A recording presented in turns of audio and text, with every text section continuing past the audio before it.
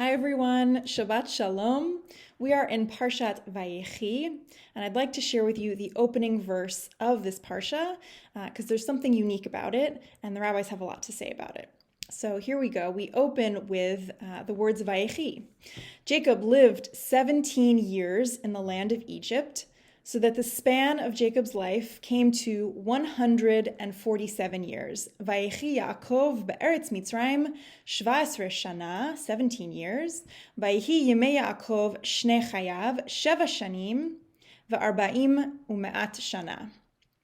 So what is interesting about this verse? The rabbis notice something. They say that it's called closed. So what does that mean? It means that if we were looking at a Torah scroll, and we were looking at the text itself to try and see where last week's Parsha ended and this week's Parsha began, we would see no space. We would see, some say, not even the space of a single letter between the two Parshiot. And this is the only time that it occurs in the Torah. And you know that the rabbis love when something like that happens, when we have the only, because it leaves all kinds of room to explore, to comment, to drash, to imagine, and this is no exception. So what does this come to tell us, to teach us, this closed verse that opens our Parsha? I'd like to share with you 3 comments from medieval French commentators. So first, we begin, of course, with Rashi. Rashi says that this verse comes to teach us that the eyes of Bnei Israel, the eyes of the children of Israel, become dim and their hearts become closed at the hearing of the death of Yaakov, and this happens as soon as he departs this world, this life.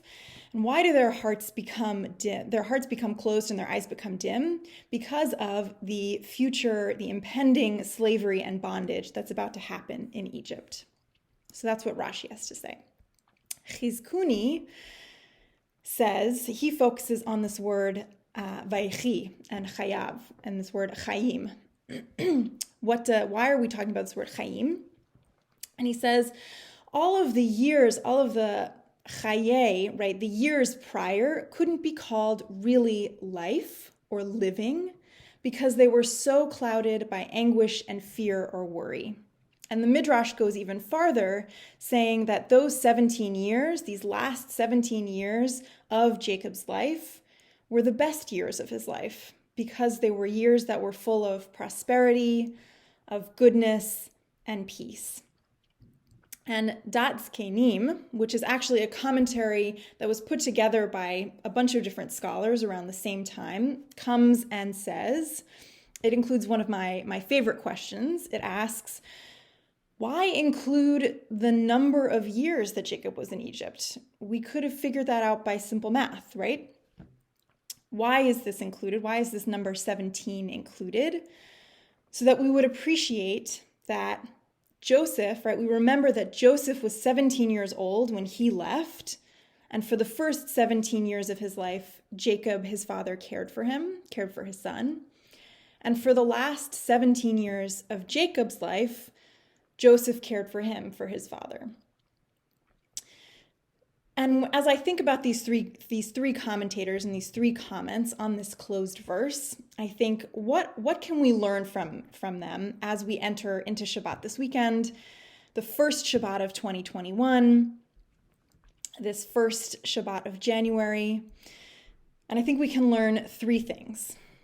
The first is that change is hard.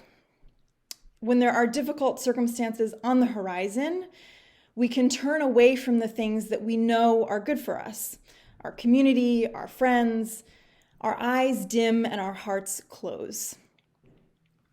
2, when our world feels full of fear, life can seem clouded and dark, even if we have things that are objectively good. On the other hand, when we suddenly feel relief and joy, the world seems brighter, even if we are entering into situations that are tough. As Jacob and the Israelites are beginning this period of entering into slavery, those 17 years are described as the happiest of his life. So this can come to teach us that our mental state has a profound influence over us, And it's good to recognize that and consider how we might be responding to our circumstances.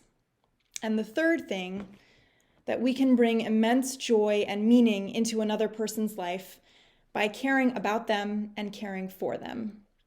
So as we enter into 2021, as we enter into Shabbat Vayechi, let's move towards the things that are good for us. Let's stay connected and keep our hearts open. Let's be aware of our mental health and think about how we react to difficult circumstances.